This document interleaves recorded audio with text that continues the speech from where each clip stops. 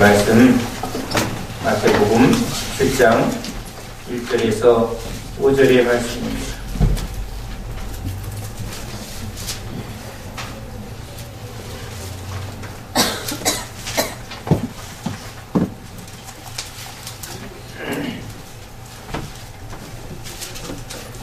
하나님의 말씀을 함께 읽습니다. 엿새 후에 예수께서 베드로와 야고보와 그 형제 요한을 데리시고 따로 높은 산에 올라가셨더니 그들 앞에서 변형되사 그 얼굴이 해같이 빛나며 옷이 빛과 같이 휘어졌더라. 그때에 모세와 엘리야가 예수와 더불어 말하는 것이 그들에게 보이거늘 베드로가 예수께 여쭈어 이르되 주여, 우리가 여기 있는 것이 좋사오니 만일 주께서 원하시면 내가 여기서 초막셋을 짓되 하나는 주님을 위하여, 하나는 모세를 위하여, 하나는 엘리야를 위하여 하리이다. 말할 때에 호련히 빛난 구름이 그들을 덮으며 구름 속에서 소리가 나서 이르시되 이는 내 사랑하는 아들이요 내 기뻐하는 자니 너희는 그의 말을 들으라 하시는지라. 아멘. 할렐루야.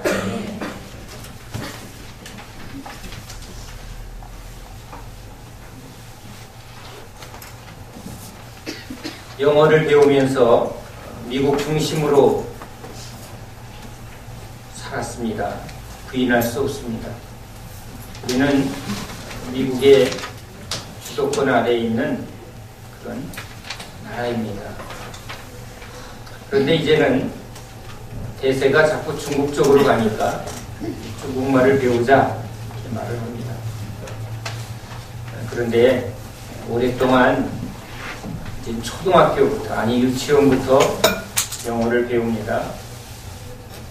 그런데 영어를 잘하는 그런 아이들이 많아졌습니다.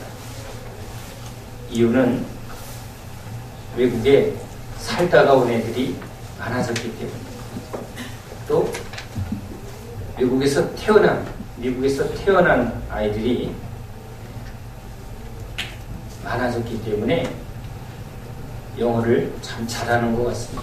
또 하나는 원어민 교사, 그렇죠? 원어민 교사들이 많이 들어오게 되면서 이제 지식으로, 문법으로 배우는 그런 영어가 아니라 생활로 또 실제적으로 배우는 영어, 그런 가르침이 많이 늘었기 때문에 그런 열매가 나타나는 것 같습니다.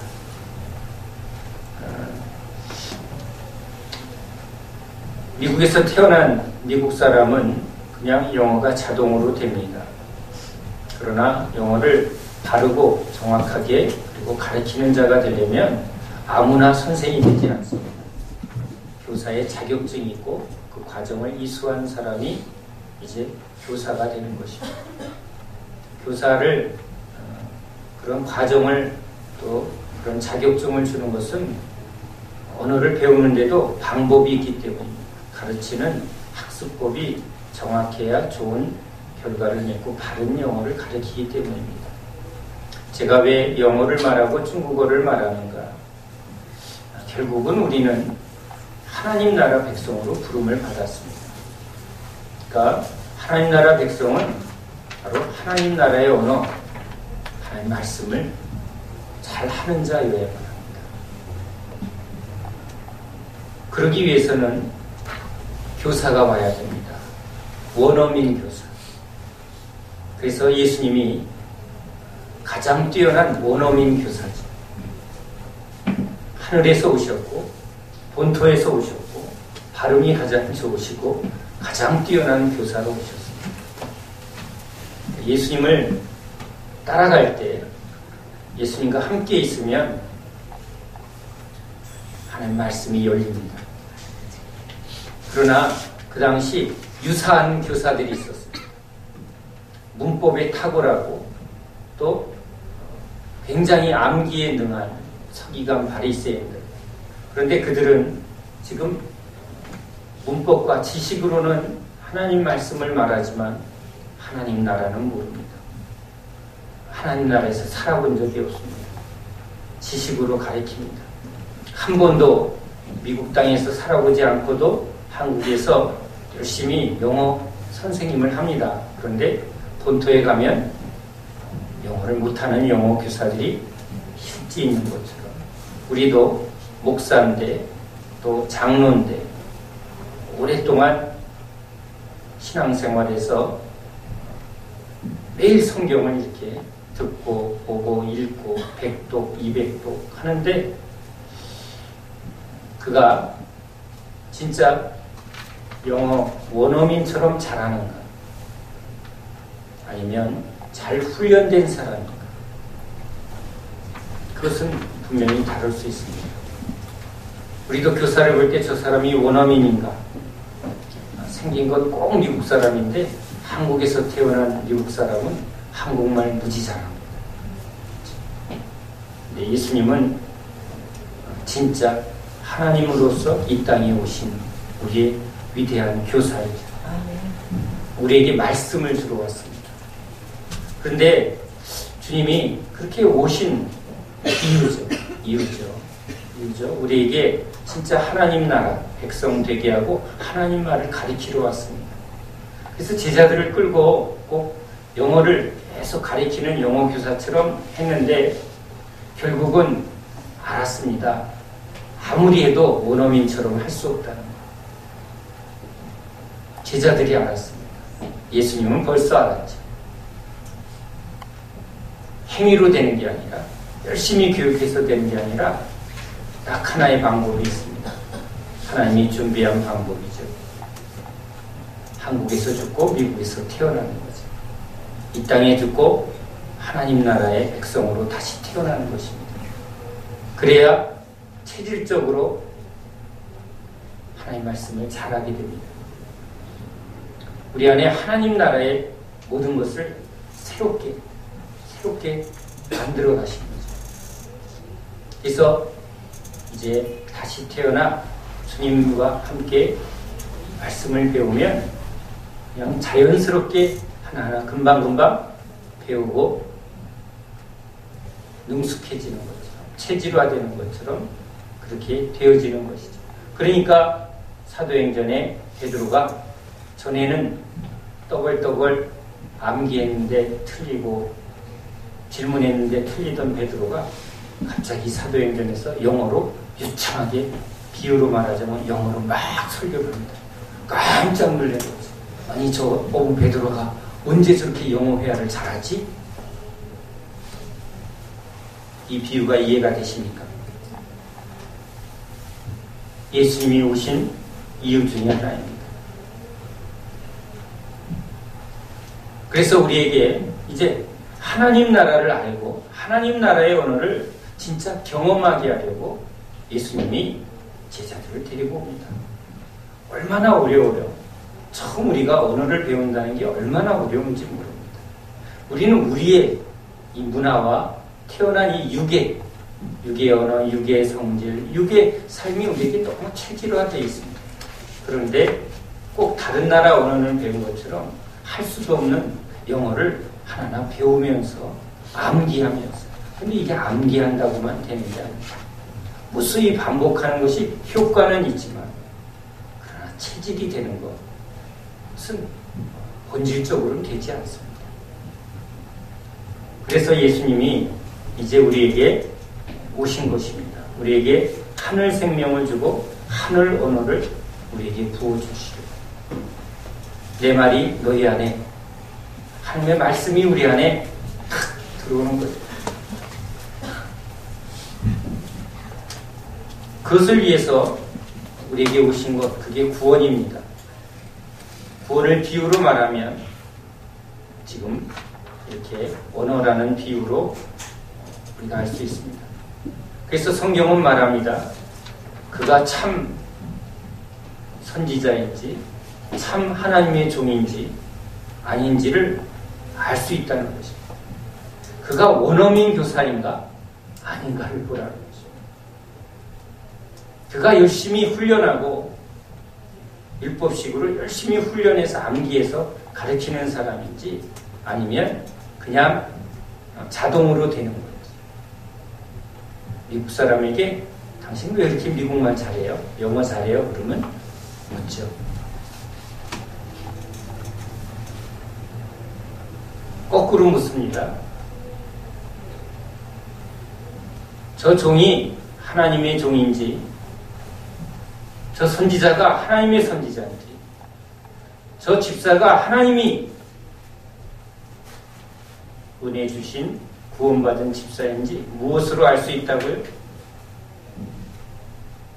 그가 미국 사람인지 아닌지를 여러분은 분별할 수 있습니다. 똑같습니다. 그래서 먼저 하시는 게 있습니다. 예수님이 원어민 교사로서 오신 것처럼 종에게 먼저 그 원어민으로서만 할 수 있는 그 말씀을 넣어서 바꿔버려서 보냅니다. 그래서 이게 내가 보낸 종인지 가짜 종인지, 그래서 소경이 소경을 인도한다. 그렇죠? 거짓 선지자들이 지금 사람들을 자꾸 따라오게 하는데, 거길 잘 보면 다 자기 일을 취하려고 한다는 거예요. 그러나 하나님이 보낸 하나님의 종들은 자기 일을 취하지 않고 보낸 이의 영광을, 그리고 보낸 이의 목적을 위해서 헌신한다는 거예요. 이것은 매우 중요합니다. 예수님이 부르시고 구원한 백성에게는 바로 예수님이 생명을 주고 하늘 생명을 주고 하늘 언어를 줌으로 구원한 거죠. 구원은 받았는데 말씀이 없다. 구원은 받았는데 생명이 없다. 거짓말. 그래서 주님이 지금 제자들을 끌고 원어민 교사로서 야 영어 배우러 와. 당신은 다른 그동안의 교사와 너무 다르네요.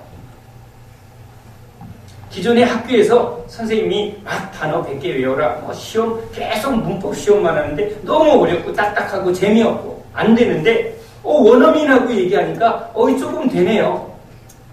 여기 색다르고 진짜 효과가 있네요 하고 지금 예수님을 따라가고 있습니다. 그랬더니 막 미국의 여러 가지를 막 보여줍니다. 그러니까 엠파이어 스테이트 빌딩이야 이런 걸 막 사진으로 보여주니까 전에는 못 보던 걸, 신기한 걸 지금 하나님 나라를 막 보여주고 있어요. 이 모든 것을 통해서 지금 제자들로 하여금 뭘 바라보게? 그래, 나도 하나님 나라 백성이 되고 하나님 말씀으로 돌아가자. 에덴으로 돌아가자. 원래 우리가 하나님 백성이었는데 이제 죄의 종로를 타고 세상에 우리가 이렇게 살 존재가 아닙니다. 이 육의 말을 하고 사는 게 아니라 생명의 말을 하고 진리의 말씀으로 이렇게 살아야 할 우리가 그런 존재였구나 깨닫는 거죠. 돌아가자. 알아야 돌아가자. 저게 진짜구나. 예수님이 그래서 보여줍니다. 당신의 영광을, 하나님의 영광을 막 보여줍니다. 그것을 어떻게 이룰 것인가? 천국을 보고 오면 물론 우리는 하나님 나라를 사모하게 될 것입니다. 천국의 간증을 보면 마음이 얼마나 소망이 되는지 모릅니다. 거짓 간증도 있지만 그 아름다운 천국과 그곳에서 누릴 많은 의인들과 천사들 하나님의 영광의 그런 간증을 읽다 보면 가슴이 얼마나 기쁘고 소망이 되고 그리워지는지 모릅니다. 그런데 주님은 우리에게 그것을 날마다 보여주면서 빨리 저길 가야 되는데 이렇게 해주시면 우리도 막 그렇게 사모할 텐데 의외로 주님은 우리에게 그 부분을 많이 열어주지 않습니다. 그러면 더 많은 사람들이 올 텐데, 그래서 천국 간증, 지옥 간증하면 사람들이 바로 효과적으로 많이 교회에 옵니다. 지옥의 간증을 들으면 어찌 안 두렵겠습니까? 천국에 막 그 아름답고 영광스러운 모습을 보면 사람들이 어찌 진짜 천국 가야지. 그런데 천국이 목적이 아니고 지옥에 안 들어가는 게 목적이 아니라 주님이 우리를 지으신 목적은 지금 이 영광스러운 모습으로 변화된 이 예수님, 예수님의 이 변화된 모습을 우리에게 보여주시면서 이 영광으로 너희들을 영광에 이르게 하려고 이렇게 변화시켜줘. 원어민을 보내고 너희들도 원어민처럼 영어하게 해줄게. 지금 영어 공부하는 애들에게 그렇게 말하면 복음이죠. 그런 학원이 있으면 미어 터질 겁니다. 이 학원에만 들어오면 3년 만에 원어민처럼 영어하게 해준다. 저도 당장 뛰어가겠습니다. 한갓 언어를 통해서도 우리에게 얼마나 그것이 스트레스가 되고 얼마나 그게 중요한지 아는데, 예수님이 지금 제자들에게 신기한 체험이 중요한 게 아니고 뭔가 특별한 기적과 능력이 중요한 게 아니고 너희가 원하는 것을 지금 이루었다고, 병이 고쳐졌다고, 귀신이 떠났다고, 아픈 게 지금 싹 씻어서 너무 좋다고, 필요한 문제, 물질적인 게 해결됐다고, 인간은 그것으로 되어지는 존재가 아니라 그 무엇으로도 만족하지 못하는 하나님의 형상으로 지었기 때문에 이렇게 하나님의 영광으로, 하나님의 그 놀라운 은혜로 변화될 때, 하나님과 온전하게 될 때 너희들은 그제서야 행복해지고 만족할 수 있는 거죠. 자, 이런 영광만을 보여주시려 오신 우리 예수님이 지금 제자들에게 모세와 엘리야와 더불어 말하는 것을 보게 합니다. 천국을 보여주고 막 천국의 아름다운 막 금은 보석으로 가득한 어떤 그런 것들을 보여주면 우리 더 실제적으로 막 사모하고 열정을 낼 텐데, 예수님은 제자들에게 그것을 보여주는 게 아니라 지금 모세와 엘리야를 보여주면서 모세와 엘리야가 이런 얘기를 합니다. 이 누가복음 9장 31절 32절에 영광 중에 나타나서 장차 예수께서 예루살렘에서 별세하실 것을 말할세, 이렇게 말합니다. 지금 모세와 엘리야랑 무슨 얘기를 했냐? 내가 이제 곧 예루살렘에 올라가 십자가에 죽고 부활함으로 영광을 받을 것. 십자가의 죽으심과 부활은 영광이라는 것. 여러분, 예수님이 이 잔을 피할 수 있거든 피하게 해달라고까지 기도했던 그 고난의 십자가, 그 엄청난 진노 아래 놓인 그 십자가의 형벌이 영광이라고 말합니다. 우리는 주님의 얼굴에 빛나는 그 해같이 빛나는 얼굴, 흰옷같이 빛나는 거룩한 변화된 모습이 분명히 하나님의 영광임을 압니다. 그런데 이 놀라운 영광의 세계는 어떻게 우리에게 주어지는가? 예수님이 십자가의 죽으심과 부활을 통해서만 우리에게 주어집니다. 그래서 지금 이 변화산에 올라가 제자들에게 이 변화된 모습을, 영광스러운 모습을 보여주는 것은, 자, 너희들 내가 예루살렘에 올라가 죽고 부활하는 그 고난의 십자가를 짊어짐으로 너희에게 이런 놀라운 영광의 세계가 주어진다. 고난이 있은 후에 영광이 임할 것이다. 근데 우리는 고난을 먼저 말하면 들으려 하지 않죠. 야, 고생 많이 해도 그 고생 끝에 좋은 열매가 있어. 농부에게 고생이 끝이야. 그러면 아무도 농사 안 짓습니다. 죽도록 안 죽죠, 공부해도. 그렇게 가르치죠. 죽도록 공부해도 안 죽는다고. 그렇게 해야 네가 원하는 대학에 들어갈 수 있어. 사업하는 사람도 죽도록 일하고는, 그렇게 일하는 이유는 그 대가로 나에게 얻어올 이익과 자기가 원하는 목표가 이루어지는 것을 위해서 고난을 다 짊어집니다. 그런데 주님은 우리에게도 영광을 보여주고, 그런데 이 영광은 어떻게? 고난을 통과해요. 고난을 짊어져야 영광을 받는다. 이제 나와 함께 고난의 길을 가자. 그런데 고난이 끝이 아니라 이 놀라운 영광, 그 해같이 빛나고 거룩한 세마포로 입은 이 거룩한 하나님의 영광에 들어가게 될 것입니다. 지금 너에게 바치는 고난은 장차 너에게 주실 하나님의 영광과 아무리 비교해도 비할 바가 없다. 계산해봐라. 이게 하나님이 우리 예수 믿는 자에게 무조건 믿어라가 아니라 정확하게 비교하고 정확하게 계산해서 투자하라는 겁니다. 전쟁을 하기 전에 저기 지금 군사가 몇 명 있으니까 우리가 군사가 많으면 공격하고 군사가 적다. 아이고 해봐야 안 되니까 가서 화평을 해라. 망루를 짓는데 그거 건축비가 5억인데 나 지금 2억밖에 없구나. 그러면 짓다 말는데 안 짓든지 아니면 3억을 꾸든지 이게 분명하지 않더냐. 예수 믿는 일은 그냥 믿습니다. 이렇게 되는 일이 아니라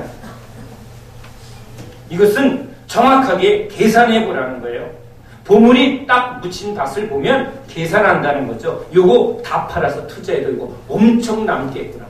근데 조금 남는다. 아, 위험해. 이거 위험 계산해서 안 돼. 2배 안 돼. 한 10배. 그래, 손해봐도 좋아. 덤비는 거죠. 여러분 다 계산합니다. 하나님의 인간을 계산하는 존재입니다. 그래서 우리는 변명 못합니다. 주님이 먼저 그래서 영광을 보여줍니다. 자, 야, 이게 얼마나 놀라워. 이게 얼마나 가치 있냐. 이거 진짜 목숨 걸만한 무엇과도 바꿀 수 없는 이게 보물임을 네가 진짜 원하는 거니? 그러면 이것을 내가 줄 텐데 너 이것을 얻기 위해서 내가 준비한 그 고난의 길을 가려니?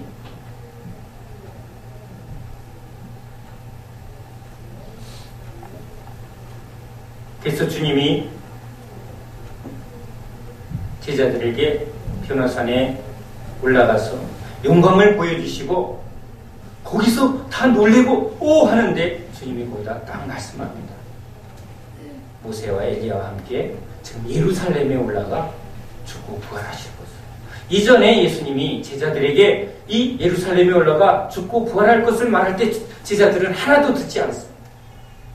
그런데 다시 변화산에 영광을 보여주고 고난을 말씀하실 때 이 이유는 뭐죠? 그래, 너희들이 안 들으려고 하는 그 고난의 길 십자가의 도는 영광을 주기 위한 하나님의 방법이라는 것을 제자들에게 알게 하려는 것이죠.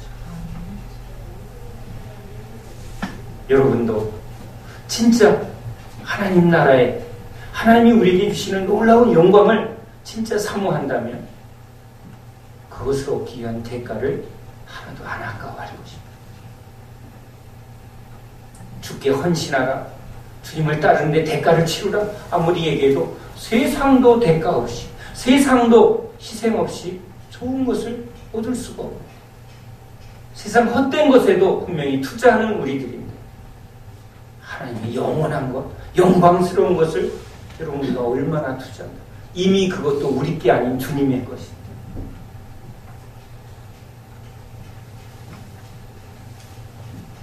예수님은 이 십자가를 통해서 우리에게 영원히 목마르지 않는 생수의 강, 성령을 이 하나님의 영이 우리 안에 올 때 그 성령 안에 있는 생명의 빛이 그 얼을 빛나게 해주실 것이고 그 성령의 능력이 우리의 모든 더러움을 소멸하게 하시고 거룩하게 해서 빛나게 해주시는 하나님의 능력이죠.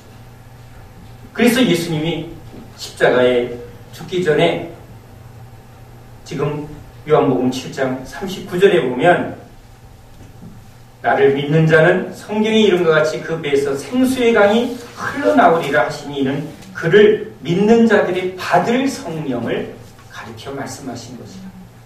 예수께서 아직 영광을 받지 아니하셨습니다. 십자가에 죽고 부활하신 것은 영광을 받는 일이다. 그 고난은 영광을 받는 하나님의 방법이죠. 그래서 성령이 믿는 자에게 아직 제자들에게 아직 주지 않고 있습니다.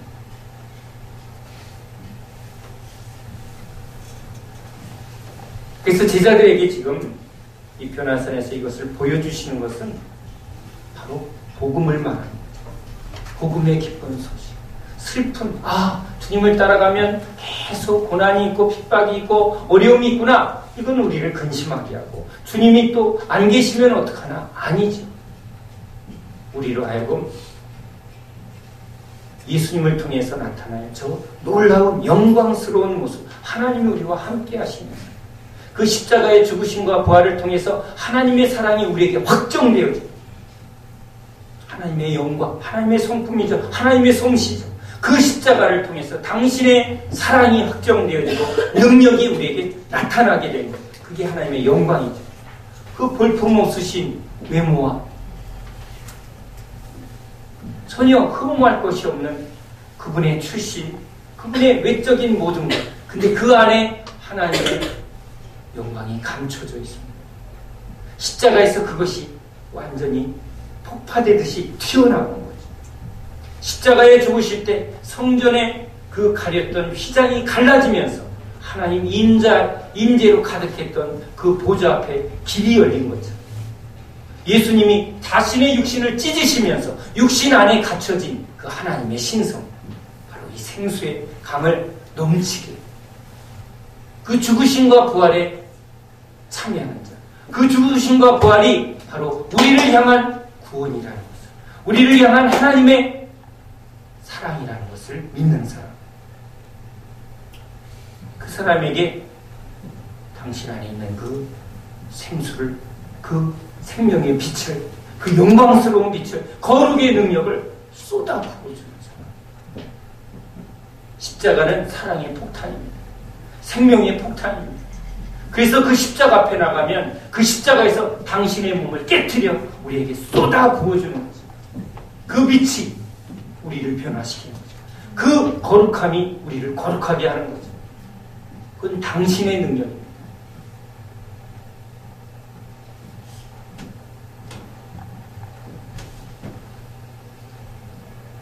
제자들에게 그걸 가르쳐 줍니다. 베드로가 이렇게 말합니다. 만일 주께서 원하시면 여기다 초막셋을 짓겠습니다. 여러분, 이 말씀을 한번 우리가 참 잘 묵상해 봐야만 합니다. 우리에게 지금 하나님의 영광을 말하고 있습니다. 사랑을 말하고 있습니다. 그럴 때 부족하지만 베드로는 주님 너무 좋아요. 난 여기다가 초막 짓고 싶어요. 난 이 베드로의 열정이 너무 부럽습니다. 천국은 침노하는 자의 것입니다. 들어도 피리를 물어도 춤을 추지 않고 애곡을 하여도 눈물을 가슴을 치지 않는 이 세대를 보라.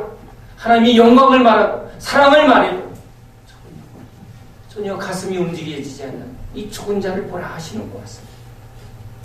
주님 너무 좋아요. 여기다 초막 짓고 살고 싶어요. 은혜를 안다면, 영광을 안다면 주님 나 여기서 살게 해주세요. 나 주님 앞에서 살고 싶어요. 주님은 왜 모세와 엘리야의 집까지 지었느냐? 너는 오직 예수 그리스도만을 위해서 집을 지어야지 이렇게 꾸짖지 아니하십니다. 왜? 그 부족하지만 부족하죠. 그러나 그의 주를 향한 그 마음은 주님이 아시는 거예요. 부족함은 주님이 채우십니다. 그래서 주님이 바로 베드로에게 다시 한번 이는 내 기뻐하는 자여 내 사랑하는 아들이라. 주는 그리스도시요 살아계신 하나님의 아들입니다. 베드로가 주님 앞에 고백했을 때 이를 알게 하시는 아버지시라. 그렇게 알게 해주셨지만 아직 예수님의 실체를 분명하게 알지 못했던 베드로. 그러나 주님이 그것을 보여주자 베드로는 너무 좋아서 여기 초막 짓고 살고 싶습니다. 은혜 받은 사람은, 은혜를 아는 사람은 그런 고백이 나옵니다. 주님 너무 좋아. 그냥 주님 앞에 밤새 찬양하고 싶어요. 주님 앞에 모든 거 드리고 싶어요. 주님은 그 마음을 얼마나 귀히 여기는지 모릅니다. 어린아이같이 계산하지 않고 그냥 주님 앞에 자신의 마음을 고백하는 사람들 부족하죠. 그 다음날 또 현실에 끌려서 뭔가 어제의 말과는 다른 행동을 하죠. 그러나 주님은 지금 네가 온전하냐? 넌 왜 전에는 그랬는데? 이렇게 말하지 않습니다.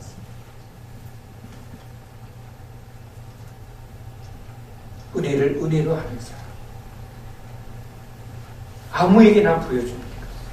아무에게나 말씀합니까? 은혜를 아는 사람에게 그 은혜를 더 주는 겁니다. 음식을 차려줬는데 맛있게 먹어주고 고마워하는 사람에게 더 해주고 싶고 또 해주고 싶습니다.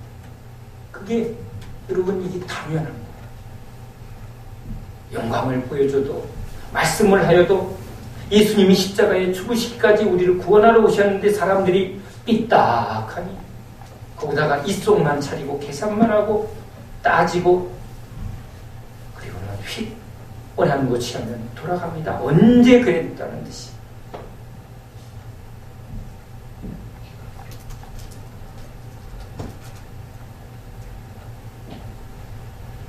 이 베드로에게 주님이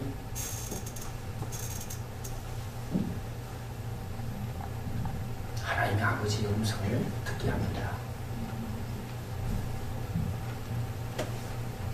하나님의 말씀이 임할 때 그 말씀이 우리에게 가장 큰 복입니다.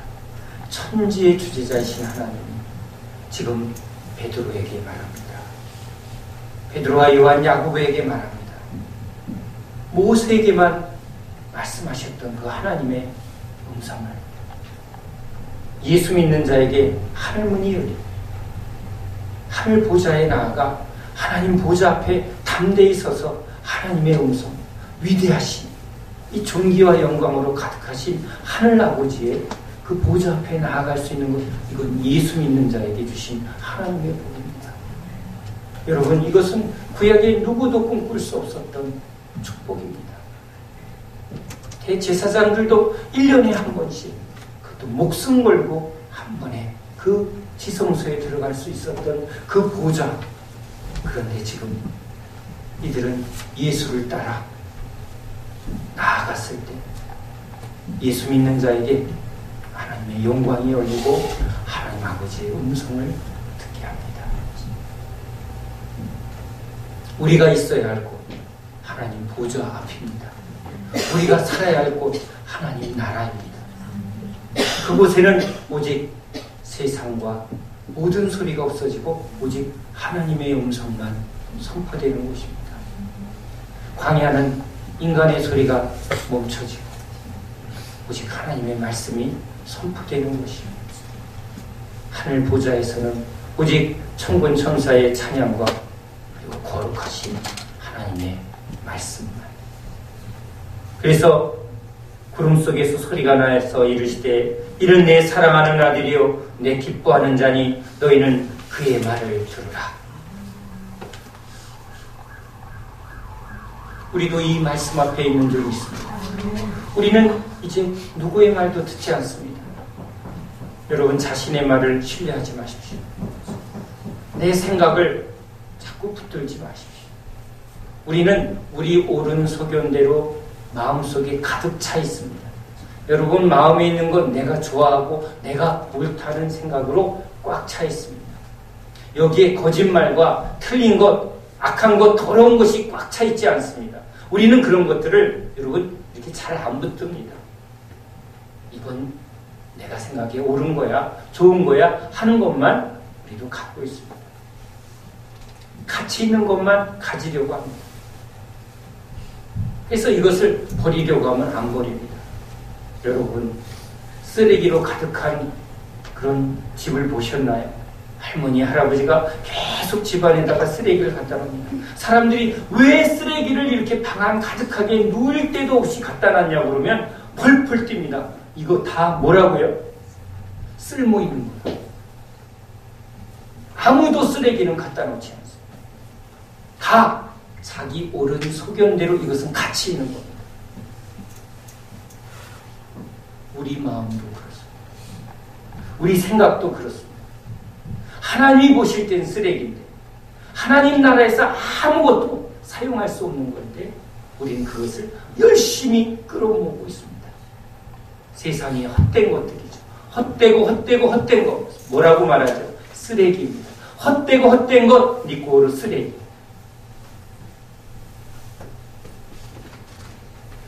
조금 더 강하게 말하면 똥. 배설물. 아무도 자기 방 안에 똥을 끌어다가 부어놓지 않습니다. 머릿속에, 마음속에 똥을 끌어안고 있는 사람은 없습니다. 그것은 다 나름 옳고 깨끗하고 좋은 것들이라고 다 붙듭니다. 누가 뭐래도 똥이 있어야지. 누가 뭐래도 이건, 응? 이거 알아야지. 이게 최고야. 이게 좋은 거야. 그게 다 있으니까 그거 가지고 다 말합니다. 이거 재미있고, 이거 좋고, 이거 무슨 말이죠? 내가 다 옳다고, 내가 다 괜찮다고 생각하는 그 모든 것들을 지금 여기서 말하고 있습니다. 내 마음에 가득한 게, 여러분 여기 쓰레기를 갖고 있다고 말하는 사람이 아무도 없습니다. 다 내가 보기에 좋은 거예요. 내가 보기에 옳은 거예요.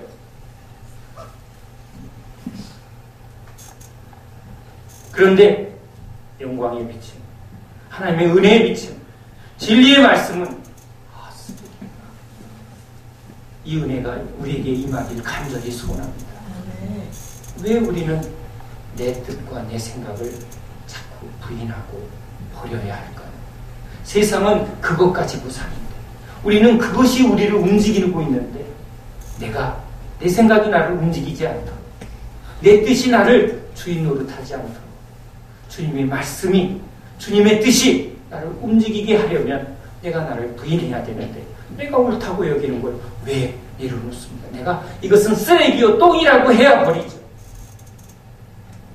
여기는 지금 철저하게 이게 좋은 거야, 이건 내가 좋아하는 거야, 이건 내가 옳다고 여기는 거야 라고 여기 다 프로그램이 다 돼 있습니다.